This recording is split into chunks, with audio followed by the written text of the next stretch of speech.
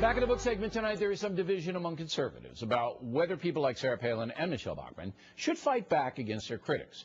Here's what conservative Charles Krauthammer said about Sarah Palin's video defending herself. I found her speech unobjectionable, unremarkable, but unnecessary. Of course, anybody who's attacked as she was has a right to defend herself in public. However, it wasn't as if others hadn't counteracted the calumny about her and others being responsible in some way for the massacre in Tucson.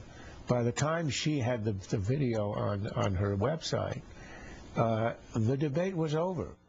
All right, joining us now from Washington, Fox News analyst Dana Perino. So is Charles right or wrong here, Dana? Well, when it came to Sarah Palin in reacting to this situation, she was darned if she did and darned if she didn't. And I'm not trying to choose sides here, but I think that Charles is right that the statement was late. She probably could have just gone with the first 4 paragraphs of her statement in written form, but by the time she did it, and in the way it was delivered, I think it did not help her, and it just fueled the controversy rather than soothing it.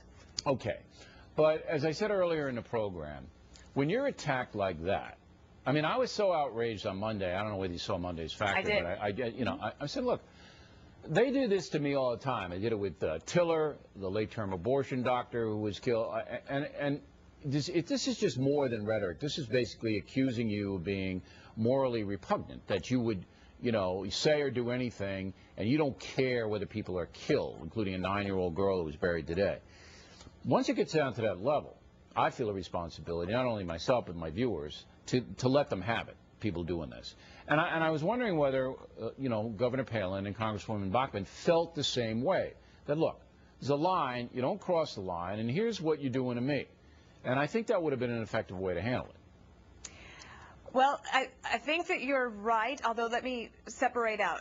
Your platform and what you are able to do through Talking Points memo and putting to words of what a lot of people are thinking and being thought-provoking is different from being a politician. I do think that your Talking Points memo on Monday was probably, and I'm not blowing smoke here, I thought it was one of your best because it effectively destroyed the left's arguments. And my point about that is, therefore, if you have third parties defending you on your behalf, you don't necessarily have to get down in the mud as well. No, you don't. And you can rise above. But let's face it, the Fox News channel is heavily outnumbered by the forces of evil in the media. Heavily outnumbered. So there's that. Wait, and your question about is it personally hurtful? On a very small level, let me just give you one personal example. Some of the comments that I got on Saturday evening after the left had started their attacks were things like, you, Dana Perino, even you have blood on your hands. It was very hurtful, plus it had nothing to do with a deranged killer who had decided to go on a mass murdering spree. So yes, I do think it was very hurtful. I think that Michelle Bachmann, it's a different situation. She's not recognized as somebody who is going to be a presidential candidate necessarily. I don't think she considers herself in competition with Sarah Palin. And I do think that there is something to be said. Earlier on the program, you were talking about the fact that she hadn't done an interview. She did a Facebook piece. First of all, 8 minutes for a video like that is way too long. To be delivering it, reading it like that, it didn't come across as empathetic. And I'm not saying she's not empathetic. I'm saying the way it was delivered, it did not put her in the best light. And I think she could have done her just as well had she stuck to a written statement and let third parties defend her. All right. One real quick question. President Bush told me a number of times that he wasn't going to engage with the punditry at all, and he didn't. President Obama did last night.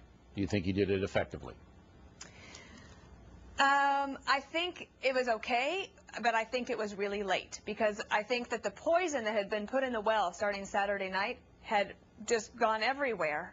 And so that by the time he had his sort of milquetoast comment, it was already out there. So I think it was fine. I think it was a fine speech. I don't think it necessarily was the best venue in terms of the rally type atmosphere, but by all accounts, it helped heal some of the people's hurt in Arizona, and that's all you can ask at this moment. All right, Dana, thanks very much. Penn is the Patriots in a moment.